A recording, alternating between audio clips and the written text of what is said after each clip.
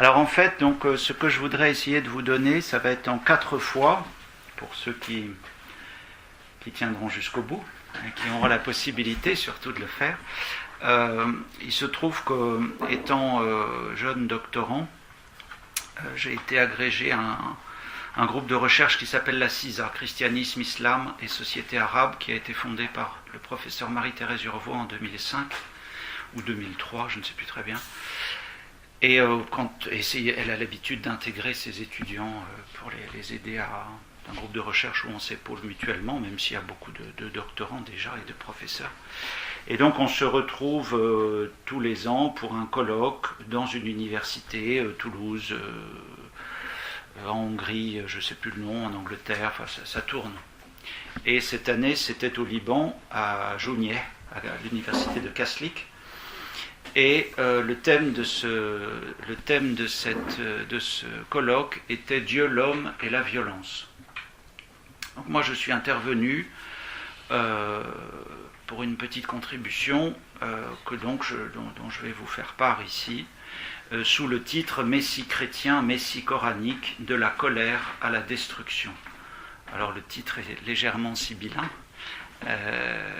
En fait, donc je compare ce qu'il pourrait y avoir de violence et de colère dans ces deux personnages, pour voir si, sous cet angle-là, si on parle encore bien de la même personne ou si apparemment il y a quand même des différences considérables. Donc les 2 premières conférences, en gros, seront essentiellement de la théologie catholique. Alors, théologie patristique, plus exactement, puisque je vais parler d'abord du Messie chrétien, et puis ensuite je parlerai du Messie coranique, avec les textes dont on dispose en islam dans le corpus de la Sunna. Voilà, cette petite introduction. Je vais procéder un petit peu différemment des fois dernières. Je pense que j'allais un peu vite parfois. Et n'hésitez pas à poser des questions si vous en avez. On tâchera de rester dans le sujet quand même, mais voilà. Aussi loin que remonte la mémoire scripturaire judéo-chrétienne, donc je recadre, le titre de cette affaire-là est inclus dans Dieu, l'homme et la violence, pour que vous compreniez l'introduction, sinon vous allez vous demander un peu où je vais. Aussi loin que remonte la mémoire scripturaire judéo-chrétienne, le premier acte de violence met en scène Dieu et l'homme. Parce que son acte d'offrande n'a pas été agréé par Dieu, contrairement à celui de son frère Caïn, Caïn se jette sur Abel et le tue. Le Coran, dont la narration historique n'est pas l'objet, rapporte néanmoins un dialogue où figurent Allah et les 2 fils de Adama, c'est-à-dire Adam en arabe, dit le texte. Du côté chrétien, ce premier acte de violence appelle une réparation, celle de toutes les violences de l'humanité contre Dieu ou contre les hommes et entre eux. Cette réparation se trouvera concentrée dans une personne, le Messie ou Christ en grec, Jésus venu sauver l'homme de ses péchés, dont la source est le premier péché d'Adam et Ève. Selon la doctrine islamique, ce premier péché n'a ni le même sens, ni les mêmes conséquences. Si bien que le thème du salut s'avère étranger à la préoccupation de l'islam, comme on le verra. À l'entrée violence, le dictionnaire Le Petit Robert écrit « abus de la force ». Puis sont exprimées les idées de contrainte, brutalité, maltraitance, colère, fureur, ardeur, virulence. Ces violences peuvent-elles s'appliquer au Messie chrétien et au Messie coranique? Mais avant de pouvoir répondre à cette question, il s'en pose une autre. Qui sont le Messie chrétien et le Messie coranique? Autour du 7e siècle apparaît dans un nouvel ouvrage un visage dont on n'avait encore jamais entendu parler. Visage assorti d'un nom nouveau, jusqu'alors inconnu lui aussi. Cet ouvrage est le Coran. Ce nouveau visage porte le nom de Aïssa. Donc ça s'écrit I-S-A. C'est souvent prononcé Issa. Il est musulman, fils d'une musulmane. Très vite, cette nouvelle figure a été assimilée à une personne qui est au centre de la vie chrétienne et pour cause, Jésus-Christ. Par quel mystère un pareil amalgame a-t-il bien pu se faire jour? On n'a toujours pas de réponse aujourd'hui. Il y a des hypothèses, naturellement. C'est un fait, en tout cas. Comme en témoignent bien des traductions en langue vernaculaire, le terme Aïssa coranique est aujourd'hui rendu par Jésus, si bien que l'on pense pouvoir appliquer indifféremment à Aïssa et à Jésus ce qui est dit respectivement de l'un et de l'autre dans chacune des religions islamiques et chrétiennes. La seule exception du point de vue de la traduction est celle du persan, qui garde la graphie et le mot arabe. C'est le seul cas connu. Alors, il faut reconnaître comme c'est quasiment le même alphabet, c'est un peu cohérent, mais voilà. C'est la seule traduction où le mot n'ait pas été remplacé par un équivalent. La concordance du Coran référence 25 occurrences du mot Aïssa. Outre la problématique qui consiste à savoir s'il y a ou non identité entre ce Aïssa coranique et le Jésus chrétien, en apparaît une autre. Les Arabes chrétiens, lorsqu'ils parlent de Jésus, n'emploient pas le mot arabe Aïssa. Le terme dont ils font usage est Yassoua. La prière arabe que je faisais à la fin, qui est le Je vous salue Marie, la première partie finit par Yassoua al-Masih, Jésus le Messie. Dans Je vous salue arabe, on précise ça.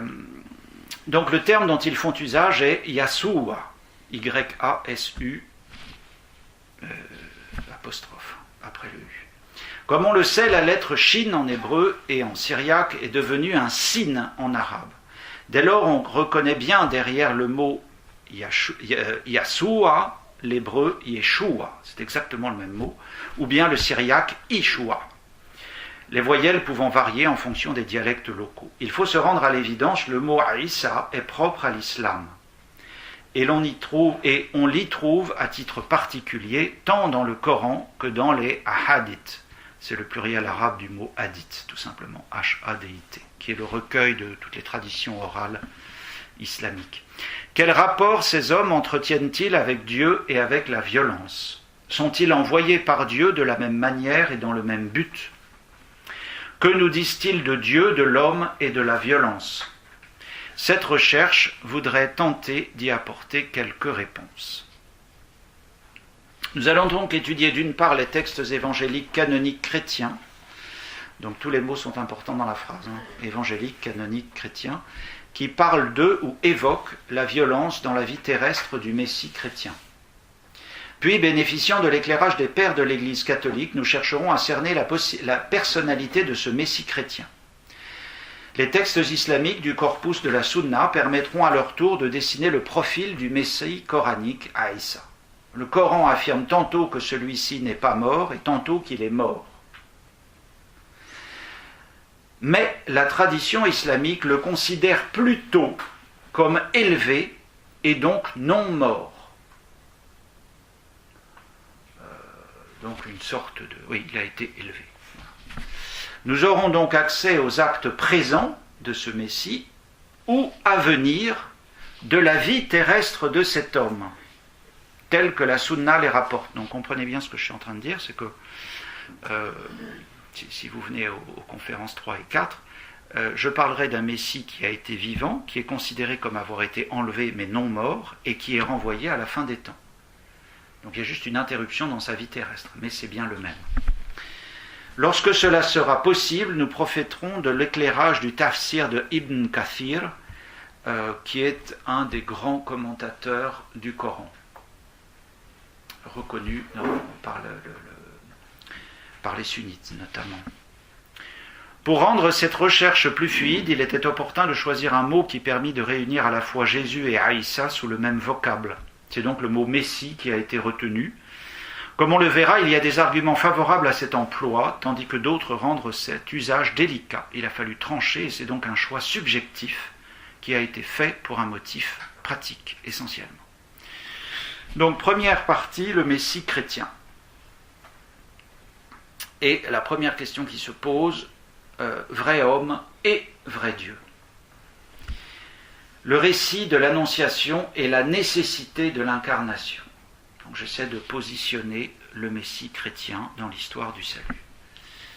Le récit de l'Annonciation dans l'Évangile selon saint Luc met en lumière le rôle du Saint-Esprit, ainsi que la filiation divine de l'enfant annoncé à Marie, dont le nom sera Jésus, car il sauvera son peuple de ses péchés, selon l'étymologie du mot Yeshua en hébreu.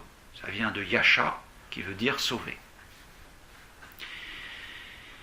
Le Fils qui sera conçu par la Vierge Marie sera totalement humain et totalement divin. La théologie catholique a mis 3 siècles à définir ça. Il y a eu beaucoup de morts. Voilà, 100% humain, 100% divin. Ne me dites pas que c'est difficile à comprendre. Ça s'appelle un mystère. Un mystère, c'est pas quelque chose qu'on ne peut pas pénétrer. Hein, attention. Mystère, c'est quelque chose dont on n'a jamais fini de faire le tour. C'est extrêmement différent. C'est ce que le concile de Chalcédoine en 451 déclarera au sujet du Fils. Jésus-Christ, le même parfait en divinité et le même parfait en humanité, le même vraiment Dieu et le même vraiment homme.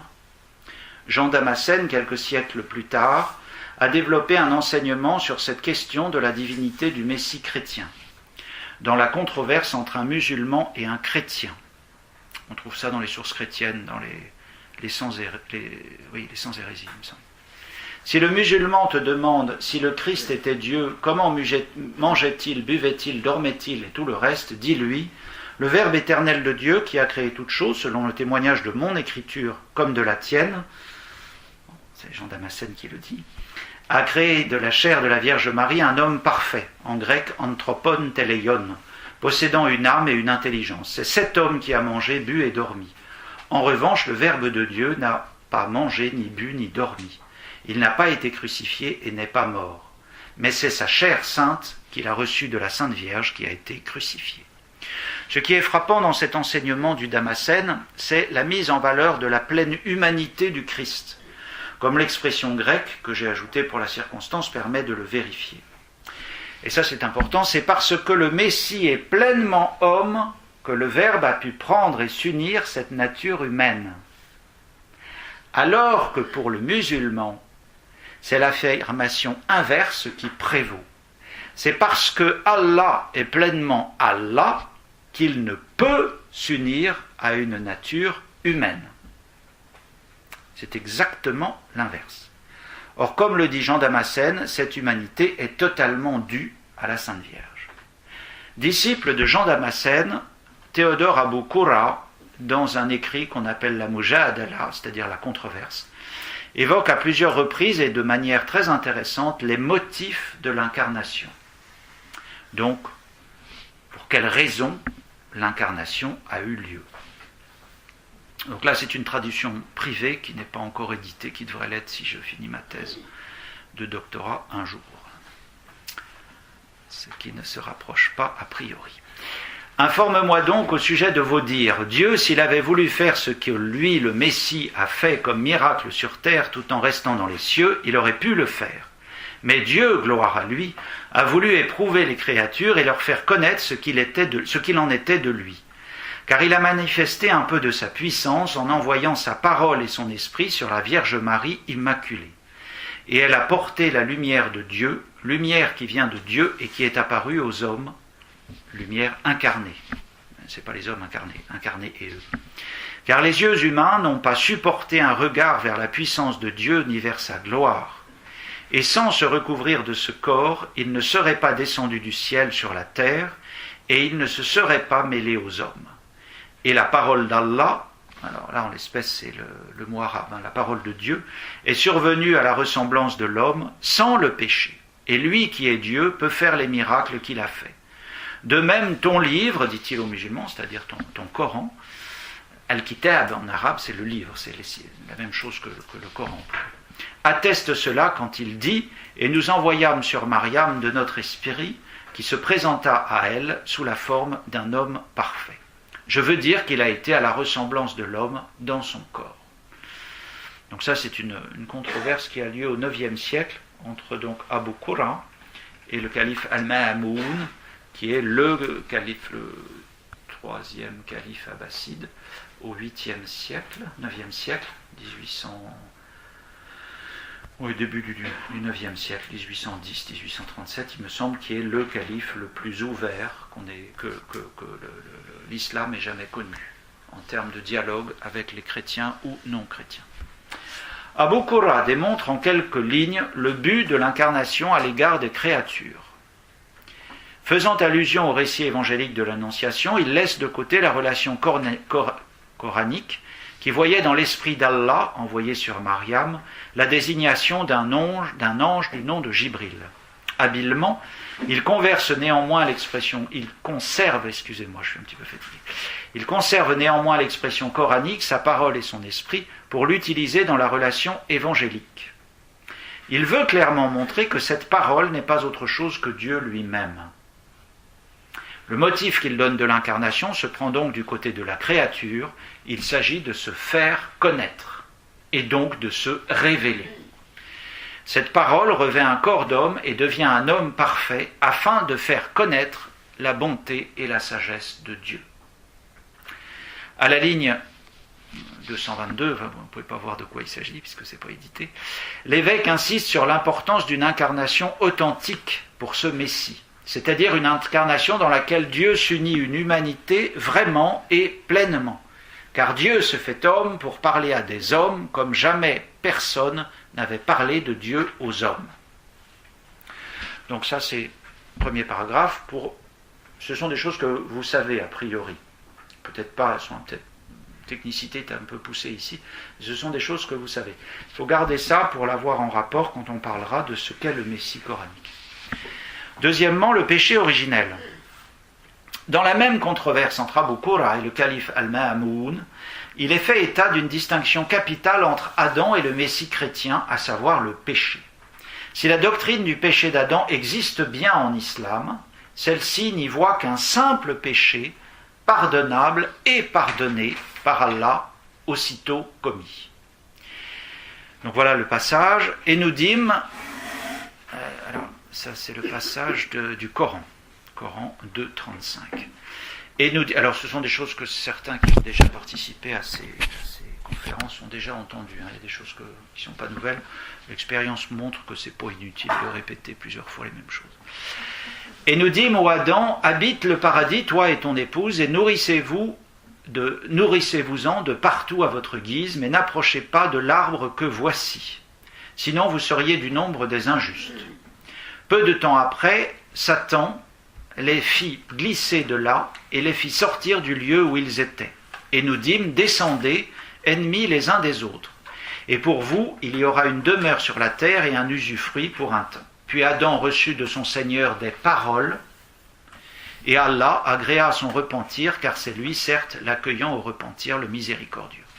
Donc en soi, le dernier verset ne semble pas apporter tout de suite d'informations capitales sur le thème du péché originel. Dernière phrase, c'est Adam reçut de son Seigneur des paroles. Mais la question peut se poser de savoir quelles sont ces paroles qu'Adam reçut de son Seigneur. Une note du Coran précise que ces paroles ont permis à Adam de demander le pardon d'Allah. Et la note coranique ajoute, et puisque Allah lui accorda le pardon, l'islam ne reconnaît pas le péché originel. Cette note est donc sans équivoque.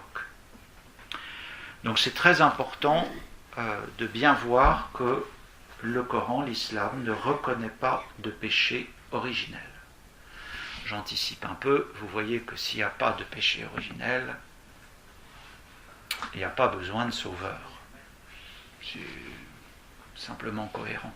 Donc déjà, ça vous donne une idée que le Messie coranique, il ne va pas être sauveur.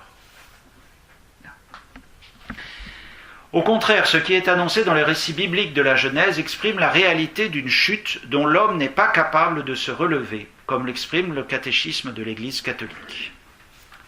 Numéro 410. Après sa chute, l'homme n'a pas été abandonné par Dieu, au contraire, Dieu l'appelle et lui annonce de façon mystérieuse la victoire sur le mal et le relèvement de sa chute. Ce passage de la Genèse a été appelé, donc là il s'agit de Genèse 3.9, protévangile, étant la première annonce du Messie rédempteur, celle d'un combat entre le serpent et la femme, et de la victoire finale d'un descendant de celle-ci. Les évangélistes indiquent le sens salvifique de cet événement mystérieux. Jésus est le nouvel Adam, resté fidèle là où le premier a succombé à la tentation. Cette deuxième citation, c'est le catéchisme 539.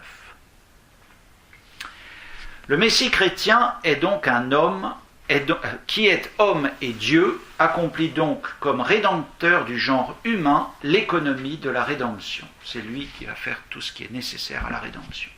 Ce Messie chrétien vient sauver l'humanité et non pas punir ou détruire. Vous le notez. Venons-en au témoignage des évangiles sur la vie de Jésus. Donc, deuxième point, colère et allégorie. D'abord dans la vie de Jésus. Premier épisode, vous vous en doutez, peut-être les vendeurs chassés du temple. Les sources scripturaires. Dans la vie terrestre de Jésus, telle que nous la rapportent les évangiles canoniques, donc Matthieu, Marc, Luc et Jean, pas d'autres évangiles, parce que vous êtes au courant qu'ils soient canoniques. Là aussi c'est bon de l'entendre, même si c'est évident. Donc, dans la vie terrestre de Jésus, telle que nous la rapportent les évangiles canoniques, un épisode bien connu met en lumière une colère de Jésus. Chacun des 4 évangiles relate avec son style propre et souvent de manière complémentaire ce qui s'est produit. Il s'agit de la scène des vendeurs chassés du temple. Matthieu 21, 12, 17, Marc 11, 15, 17, Luc 19, 45, 46 et Jean 2, 14, 16. Puisque ni le texte grec ni le texte latin ne posent de difficultés touchant au sens de l'événement, j'ai retenu la traduction française pour analyser le passage biblique. Ouf. Alors de fait, j'avais été regarder quand même en syriaque comment ça se présentait, mais ça n'apportait rien de plus sur la compréhension de la phrase que je vais maintenant commenter. Donc je vous rappelle juste le passage en Matthieu. Puis Jésus entra dans le temple et chassa tous les vendeurs et acheteurs qui s'y trouvaient. Il culbuta les tables des changeurs ainsi que les sièges des marchands de colombes. Il leur dit, il est écrit, ma maison sera appelée une maison de prière, mais vous, vous en faites un repère de brigands. Il y eut aussi des aveugles et des boiteux qui s'approchèrent de lui dans le temple, il les guérit. Voyant les prodiges qu'il venait d'accomplir, et ces enfants qui criaient dans le temple, Hosanna au fils de David, les grands prêtres et scribes furent indignés et lui dirent, tu entends ce qu'ils disent cela. Parfaitement, leur dit Jésus, n'avez-vous jamais lu ce texte de la bouche des tout-petits et des nourrissons, tu t'es ménagé une louange. Et les laissant, il sortit de la ville pour aller à Béthanie, où il passa la nuit. Comme on le lit, il est simplement décrit l'action de Jésus qui chasse vendeurs et acheteurs hors du temple, sans qu'on ait aucun détail sur la manière dont l'éviction s'est déroulée. Cette action est néanmoins accompagnée de la mention de 2 extraits de psaumes qui indiquent au lecteur que Jésus accomplit ce qui a été annoncé par les prophètes. Autrement dit, l'acte posé par Jésus n'est pas un simple emportement tout humain, mais bien un geste dont le sens est allégorique et surnaturel. Marc et Luc rapportent l'événement de manière très similaire, mais un peu plus succincte que Matthieu. Il n'y a pas lieu de s'y arrêter. Par contre, Jean apporte un élément nouveau. Voici l'extrait de Jean. La Pâque des Juifs était toute proche, et Jésus monta à Jérusalem. Il trouva dans le temple les vendeurs de bœufs, de brebis et de colombes, et les chasseurs assis. Se faisant un fouet de cordes, il les chassa tous du temple, et les brebis et les bœufs. Il répandit la monnaie des changeurs et renversa les tables. Et aux vendeurs de colombes, il dit, enlevez cela d'ici. Ne faites pas de la maison de mon père une maison de commerce. Ses disciples se rappelèrent qu'il est écrit, le zèle pour ta maison me dévorera. Donc les 2 éléments nouveaux sont d'une part l'apparition d'un fouet dont Jésus fait usage, et d'autre part une nouvelle citation biblique tirée elle aussi d'un psaume, comme l'ont été les précédentes citations. Le verset 15, se faisant un fouet de cordes, il les chassa tous du temple, et les brebis et les bœufs. va retenir notre attention. Les versions grecques et latines ont souvent été rendues selon la logique des langues occidentales. Or, d'après ces textes, latin et grec, il n'est pas directement possible de deviner sur qui exactement s'est abattu le fouet que Jésus tenait. Vous avez la phrase, je vous la relis. « Se faisant un fouet de cordes, il les chassa tous du temple, et les brebis et les bœufs. » Dans les évangiles tels qu'ils nous sont parvenus, c'est-à-dire en grec, il n'y a pas de ponctuation, il n'y a pas de majuscule, il n'y a rien pour savoir. Vous pouvez très bien avoir, se faisant un fouet de cordes, il les chassa tous du temple, 2 points, à savoir les brebis et les bœufs. Est-ce qu'il a touché des hommes? À partir du texte, on ne peut pas le savoir. Donc voilà, je vous épargne la lecture du grec et du latin. D'autre part, les coupures entre les mots et les phrases, c'est ce que je viens de dire, étant créées tardivement, rendent cette question encore plus hypothétique. On ne sait pas. Car selon la manière dont on coupe les mots et dont on rend compte de la logique des langues de l'époque, on peut mettre en doute le fait que le fouet ait été utilisé sur les personnes. Ainsi est-il important de consulter les commentaires que les pères de l'Église ont fait de ce passage. Donc vous comprenez l'astuce, c'est de dire qu'est-ce que les pères ont compris. Les commentaires des pères, commentaires patristiques. Les pères grecs et latins ont évidemment donné des commentaires sur ce passage évangélique. À leur lecture, on constate immédiatement, qu'ils ont considéré que Jésus avait certainement utilisé son fouet sur le dos des vendeurs qui se tenaient dans le temple, afin de les chasser. Il est intéressant de voir le sens qu'il donne à ce geste. Donc, vous voyez, pour les pères, bon, j'ai consulté toute la patrologie latine et grecque sur ces sujets-là, à quelques exceptions près, que j'évoquerai tout à l'heure, les fouets se sont abattus sur des hommes. Donc il y a réellement eu une violence. Il ne faut pas faire d'anachronisme avec ce qu'on entend aujourd'hui. Enfin, en gros, ils ont dérouillé, quoi. Il flagelle le premier ceux qui devaient un jour le flageller. Et ayant fait comme un fouet avec des cordes, il les chassa tous du temple. Alors nous devons ça, évidemment, à saint Augustin. Pas très étonnant. Bien qu'on en ait retenu seulement, je n'en ai retenu seulement que quelques-uns ici, les commentaires patristiques sont unanimes pour donner une valeur allégorique de l'usage du fouet par Jésus. Donc allégorique, hein, ça va, tout le monde comprend, ça veut dire autre chose que ce que ça voudrait dire apparemment. C'est ça, une allégorie. Saint Augustin exprime l'idée d'un juste châtiment reçu par ceux qui maltraiteront le Christ au moment de sa passion. Vous voyez que c'est même une allégorie dans l'allégorie, hein, parce que rien ne nous dit que ces vendeurs-là sont ceux qui ont condamné le Christ. Hein, On peut se demander au juste à quoi pense Augustin. La pensée de l'évêque d'Hippone est vraisemblablement animée du souci de trouver l'argument de convenance qui permettra de rendre compte de la nécessaire pertinence de l'acte du Christ. Donc une nécessité de convenance, c'est mutatis mutandis, une manière d'excuser, d'expliquer en disant oui, non mais il n'en voulait pas à ces hommes-là en particulier. Autrement dit, il n'a pas piqué sa colère, quoi. Ça va plus loin. Mais pourquoi notre Seigneur manifeste-t-il un si grand courroux? Alors ça, c'est Jean Chrysostome qui écrit ça. Il devait opérer des guérisons le jour du sabbat et faire un grand nombre d'œuvres qui paraissaient aux Juifs une véritable transgression de la loi de Dieu. C'est donc pour leur prouver qu'il n'est point en opposition avec Dieu qu'il chasse au péril de sa vie les marchands hors du temple, et il donne à comprendre que celui qui s'expose ainsi au danger pour défendre l'honneur de la maison de Dieu, ne peut être accusé de mépriser le maître de la maison. Donc là, il dit, voilà, il a fait un acte pour leur faire comprendre que ce qu'il faisait, c'était bien pour protéger la maison de Dieu.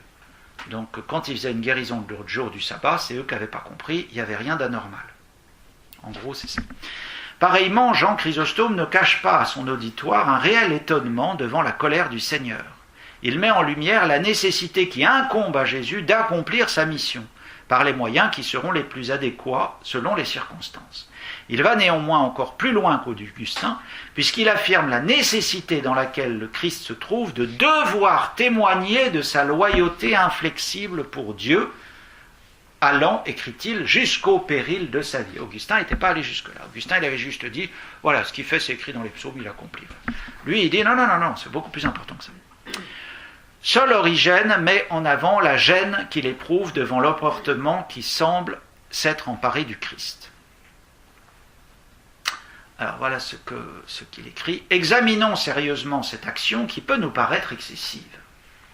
Puisque nous y voyons le Fils de Dieu se faire un fouet avec des cordes pour chasser ses vendeurs hors du temple, à toutes les difficultés qu'on pourrait objecter. Nous aurons toujours pour réponse la puissance divine de Jésus qui voulait, lorsqu'il le voulait, réprimer la fureur de ses ennemis malgré leur nombre et apaiser l'agitation tumultueuse de leur esprit. Car le Seigneur dissipe les desseins des nations, il rend vaines les pensées des peuples et il renverse les conseils des princes. Citation du psaume 32e. Donc seul Origène met en avant la gêne qu'il éprouve.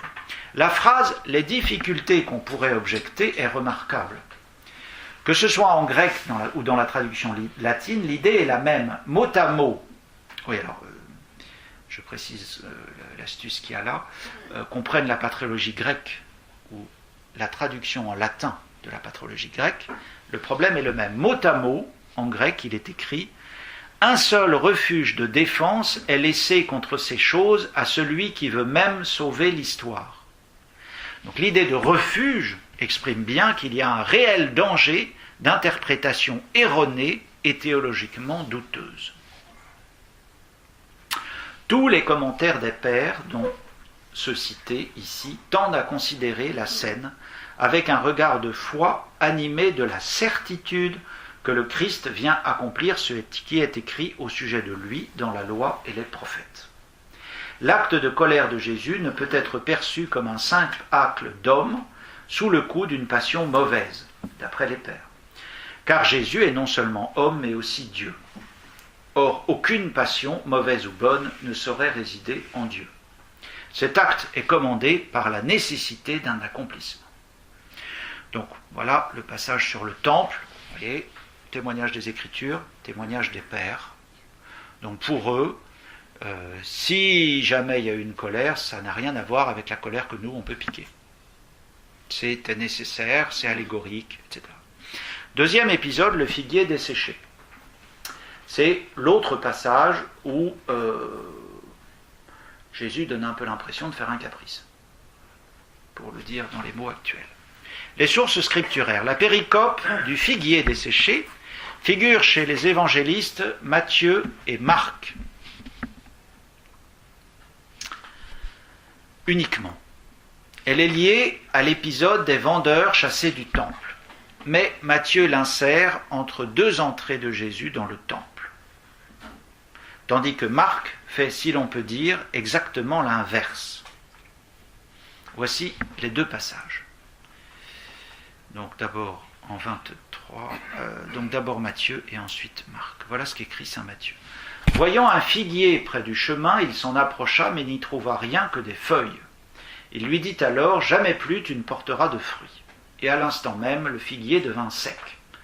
À cette vue, les disciples dirent tout étonnés, comment en un instant le figuier est-il devenu sec? Et Jésus leur répondit, en vérité je vous le dis, si vous avez une foi qui n'hésite point, non seulement vous ferez ce que je viens de faire au figuier, mais même si vous dites à cette montagne, soulève-toi et jette-toi dans la mer, cela se fera.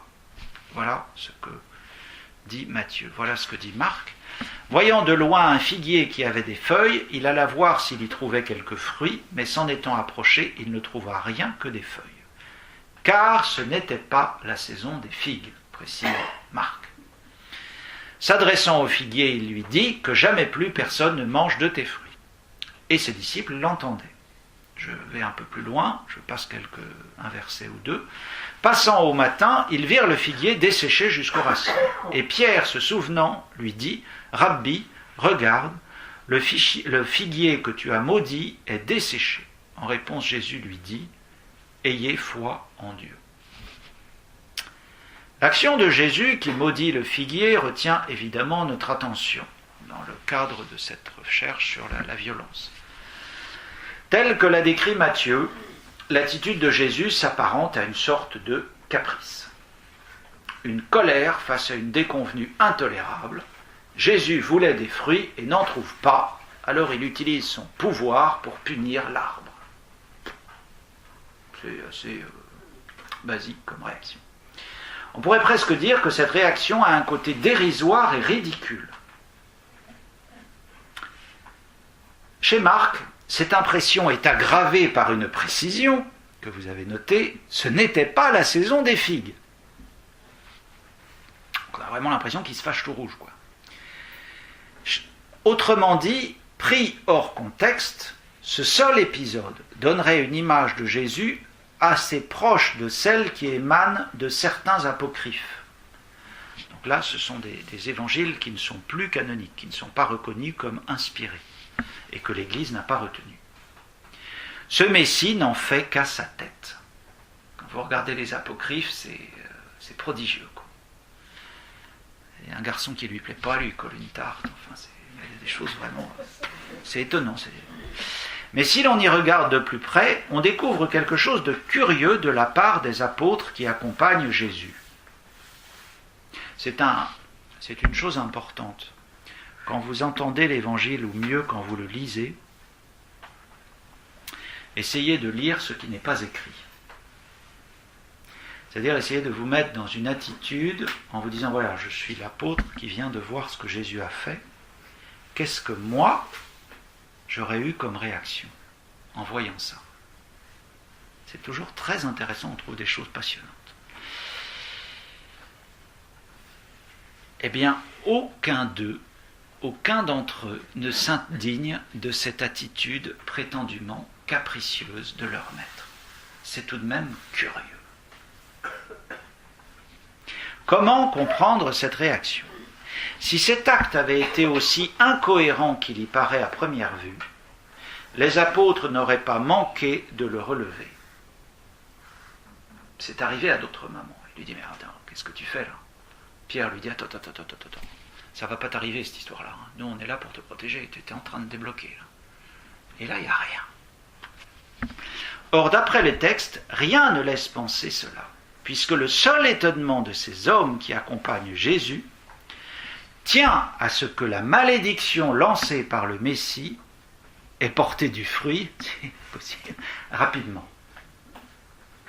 Les apôtres ne semblent donc même pas avoir perçu la violence que leur maître a exercée sur ce pauvre arbre qui correspondait autant que sa nature le lui permettait à ce qui lui était demandé. Un figuier en hiver, ça ne donne pas de fruits. Dépend peut-être des pays, mais enfin pas chez nous. Voyons quelle a été la réaction des pères lorsqu'ils ont commenté ce passage.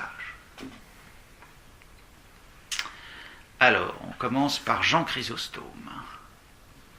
Ce n'est point parce qu'il avait faim qu'il s'en approchait, mais dans l'intérêt de ses disciples. Car comme il répandait partout ses bienfaits sans jamais châtier personne, et qu'il fallait cependant donner des exemples de sa justice toute puissante, il choisit non pas les hommes, mais un arbre pour en établir la vérité. Donc il fallait qu'il y en ait un qui prenne, il a pris un arbre. Jean Chrysostome considère immédiatement l'événement comme un mouvement de la nature divine du Messie, et non pas de sa nature humaine. Il n'a pas piqué une colère. C'est Dieu qui agit. Il apporte une lumière sur l'humanité du Christ qui est considérée ici avec fermeté comme ce qu'on appelle en théologie l'instrument de sa divinité. Il y a deux volontés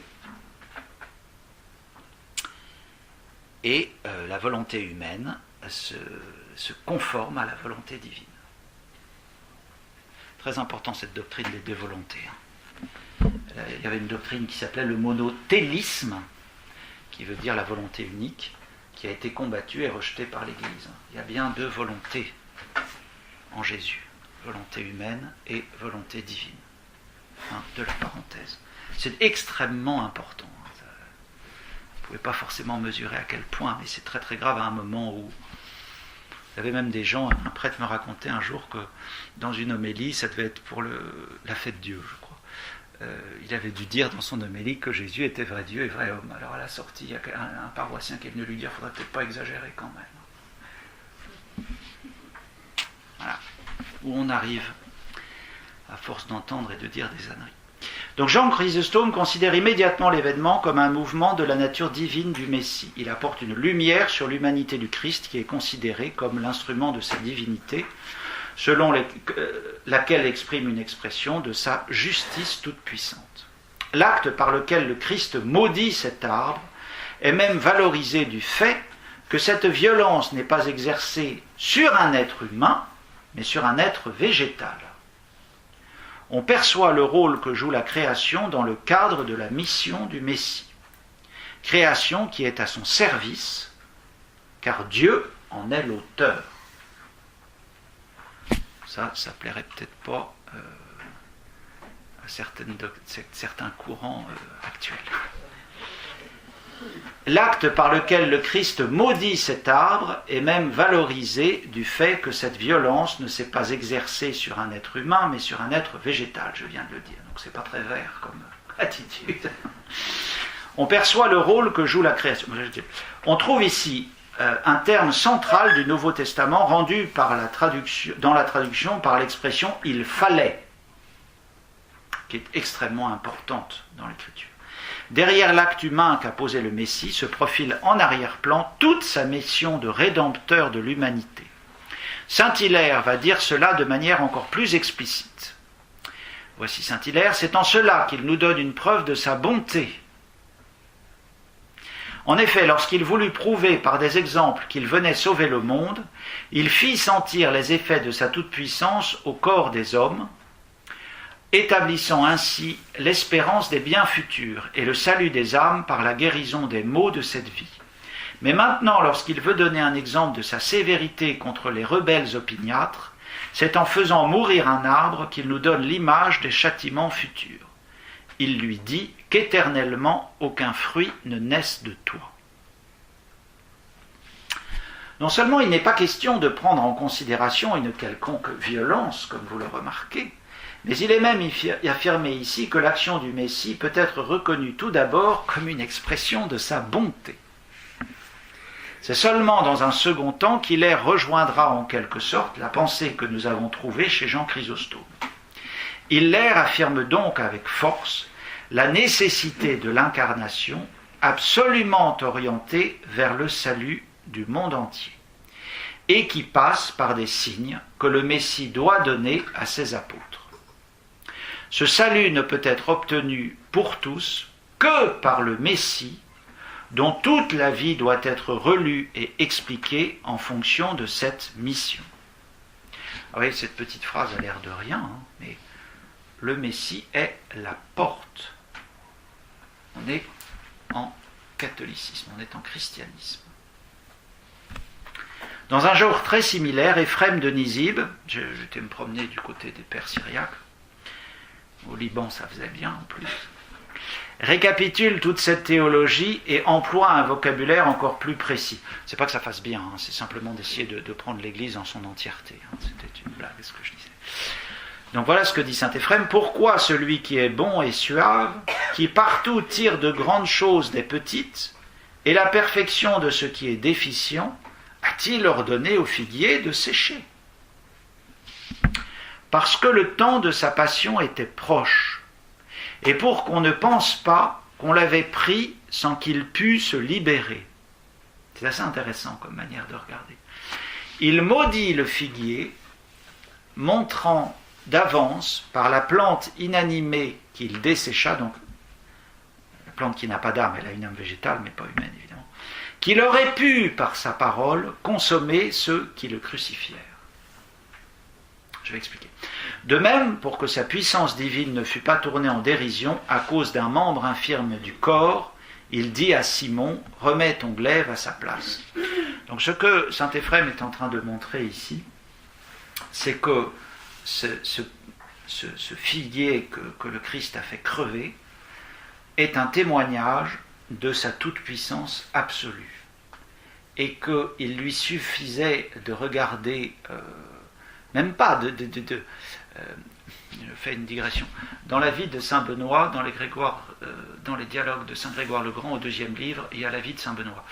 Et dans la vie de Saint Benoît, il est question à un moment d'un Gault qui a capturé un paysan parce qu'il veut son argent, et le paysan, pour se sortir d'ennui, dit c'est Benoît qui a mon argent. Alors le Gault amène le paysan devant Benoît, et Saint Grégoire le Grand raconte, lorsque Benoît posa ses yeux sur les liens du paysan, ils tombèrent d'eux-mêmes. Fin de la digression. Donc vous voyez, c'est cette idée, c'est que le Christ est tout puissant. Et donc pour Éphrem, s'il a fait crever ce figuier, c'était simplement pour montrer que quand il va se faire arrêter, il va se laisser volontairement arrêter. D'où la citation de Pierre, sur Pierre, remets ton glaive à sa place, j'ai pas besoin de ton épée, mon petit Pierre. Donc vous voyez, alors c'est très important par rapport au Messie coranique. Pas grand-chose à voir avec ça. Le père Cyriaque met en lumière l'horizon de la passion salvatrice volontaire du Messie. Le Christ qui a pu dessécher en un instant un arbre réputé pour sa vivacité, soit dit en passant, et l'abondance de sa sève, aurait fort bien pu anéantir ceux qui voulaient le crucifier. Le signe du figuier desséché exprime la puissance absolue du Messie sur sa vie, qu'on ne lui prend pas, mais qu'il donne. On ne me prend pas ma vie, c'est moi qui la donne. À l'occasion de cette protestation de foi, Éphrem donne encore une information importante sur la pensée du Messie quant à l'usage de la violence. Il donne ordre à Pierre de remettre son glaive à sa place. C'est cet aspect qu'il va maintenant falloir analyser afin de donner une vue d'ensemble sur le rapport que le Messie chrétien entretient avec la violence. Que dit le Messie sur l'usage qui peut être fait de la violence?